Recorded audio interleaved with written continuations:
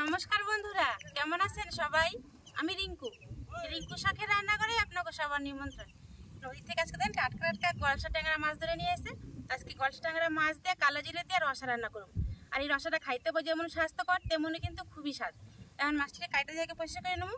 তেনাকে নদীতেই চলে আসি মাছ নিয়ে, এখান থেকে কাটতে যাই মাছগুলো পরিষ্কার করে নিয়ে যাবো।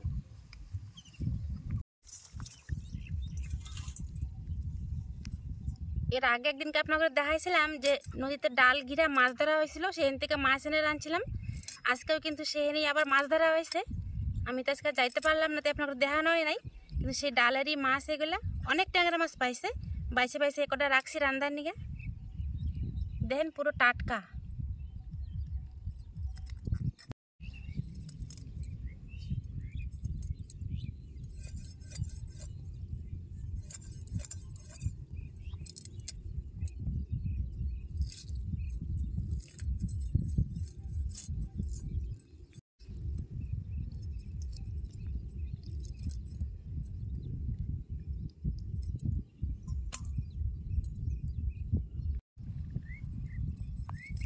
কত সহজে দেখেন ট্যাংরা মাছগুলো সব কাটে ফেলাম। ট্যাংরা মাছ তো কাটার কোনো ঝামেলাই নাই, আঁশ নাই, যেহেতু আঁশ চালানোর ঝামেলা নাই, মানে তাড়াতাড়ি মাছ কাটা হয়ে যায়।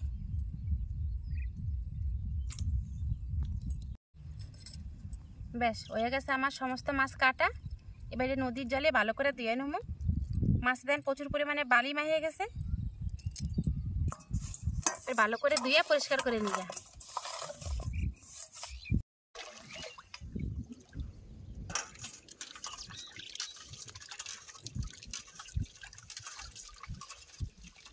নদীর জল দিয়ে নদীর মাছ ধোয়া।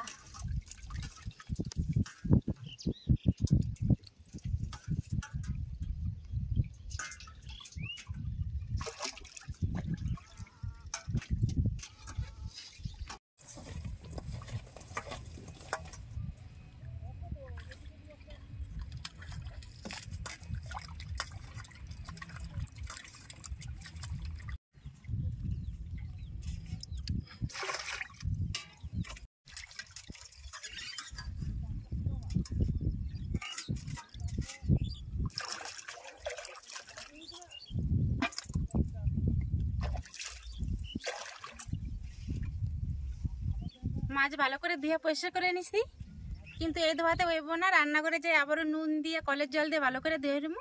এখন চলেন রান্না করে যাই। রান্না করে আইসা মাছগুলো নুন দিয়ে আবার কলের জল দিয়ে ভালো মতো ধুয়ে নুন হলদি মাখাই নিছি। এদিকে উনান জ্বালায় কড়াইও চাপাই দিছি। এবার মাছগুলো আগে ভাজে নেবো। কড়াইতে আমি দিয়ে দেবো সাদা তেল। তেল গরম হয়ে গেছে, এবার মাছগুলো দিয়ে দেবো।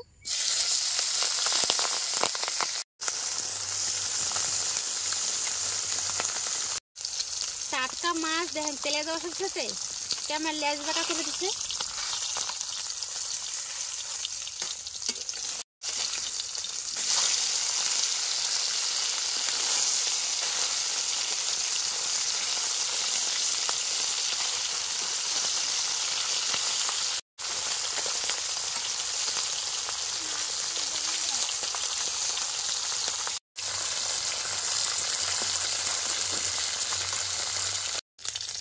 মাছগুলো তেলের মধ্যে এমন বেঁকা হয়েছে, দুটা মাছ তো এখান থেকে আমার ভাঙিয়েই গেছে বেঁকা হওয়ার ঠেলায়। মাছগুলো ভাজা হয়ে গেছে, নামাই রাখুন। নামাই রেখে বাকি মাছগুলো ভাজে নেব।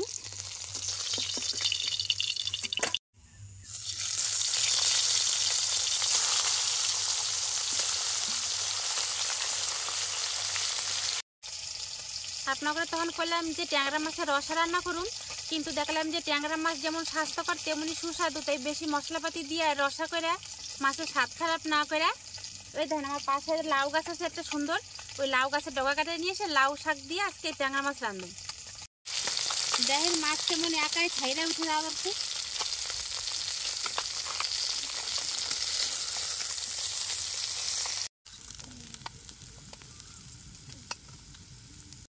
এই মাছ ভাজার তেলে এবারে জিরা দিয়ে দেবো।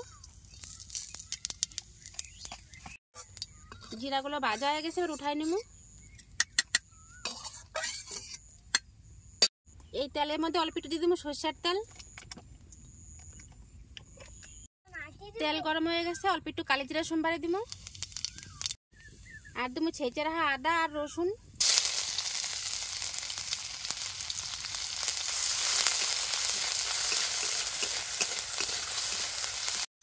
আদা রসুন ভালোভাবে ভাজা হয়ে গেছে, কাঁচা গন্ধ কিন্তু আর ছাড়তেছে না। এবার দিয়ে দেবো স্বাদ মতো নুন, পরিমাণ মতো হলুদ, আর দেবো স্বাদ অনুযায়ী শুকনো লঙ্কার গুঁড়ি। আপনারা চাইলে কিন্তু কাঁচা লঙ্কাও দিতে পারেন, কিন্তু শুকনো লঙ্কাটা দিলে একটু দেখতে সুন্দর হবে, তাই আর কি দেওয়া। সব কিছু একটু ভাজা ভাজা করে নেবো। এটা কিন্তু আঁচটা খুবই কম রেখে দিতে হবে, বেশি করে আঁচ দিলে কিন্তু লঙ্কার গুঁড়ি হলুদ পুড়ে গেলে কালা হয়ে যাব। এই মশলা আমার ভাজা হয়ে গেছে, এবার পরিমাণ মতো জল দিয়ে দেবো।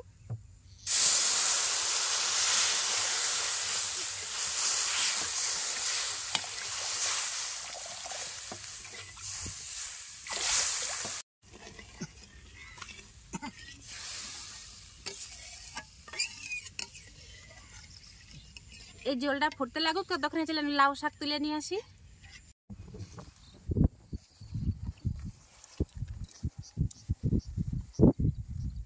এই ছোটটা লাউ ধরছে, এই দেখেন, এই দেখেন কত সুন্দর একটা লাউ হয়েছে।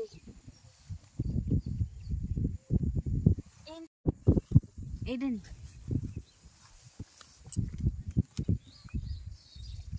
এই ডুগাটা নিব।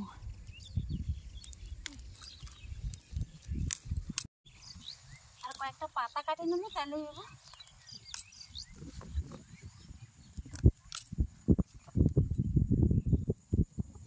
এই দেখেন, মাছের পরিমাণ যেহেতু কম, তাই অল্প করে শাক নিয়েছি, এই শাকে কিন্তু হয়ে যাবো। এবার চলেন রান্না করে চলে যাই।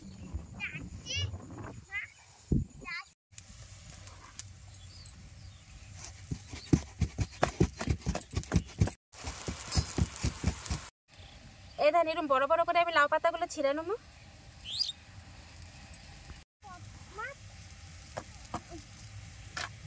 লাউ পাতাগুলো কি সুন্দর কচি, আর একটু পোকা নাই, একবারে পুরো পরিষ্কার। শাকগুলো ভালো মতনই বাছা হয়ে গেছে, এবার ভালো করে জল দিয়ে ধুয়ে নেবো। শাক এমনি বালি ঠেলি কিছু নাই, তার নদীর পাড়ে খায় তো একটু ভালো করে ধুইতেই হইব। শাক বাইছে পরিষ্কার করে ধুইতে দিতে এই ঝোলটা ভালো মতো জাল হয়ে গেছে। এবার ধুয়ে রাখা শাকটি এবার দিয়ে দেবো।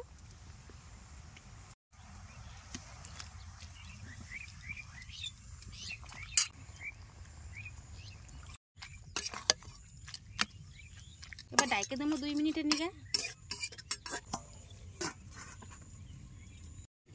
প্রায় 3-4 মিনিট হয়ে গেছে। লাউ শাক দিয়ে গামলা দিয়ে ডেকে দিছি। আর লাউ শাক তো বেশিক্ষণ দেরি লাগে না সিদ্ধ হইতে। এবার গামলা সরাই দিম, সিদ্ধ হইলো নাকি।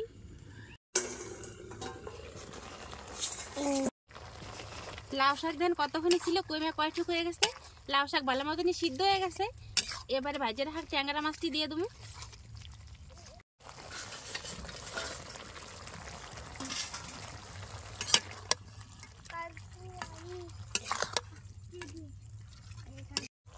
এই যে মাছ ভাজাগুলো দিয়ে ভালো মতো মিশাই দিছি।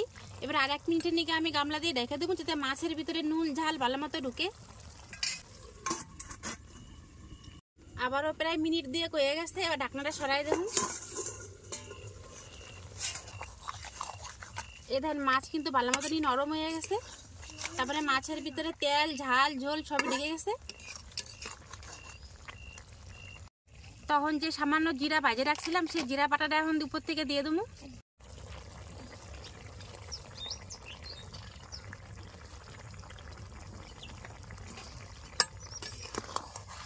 বেশ হয়ে গেছে আমার ট্যাংরা মাছ রান্না, লাউ শাক দিয়ে ট্যাংরা মাছ। এবার নামাই হলাম।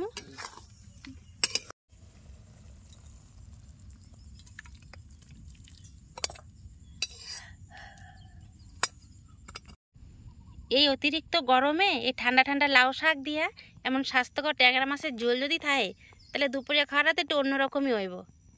দেখছেন, দেখতে যতক্ষণই লোভনীয়, তেমনই কিন্তু সুঘ্রাণটাও বেড়াইছে তেমনি।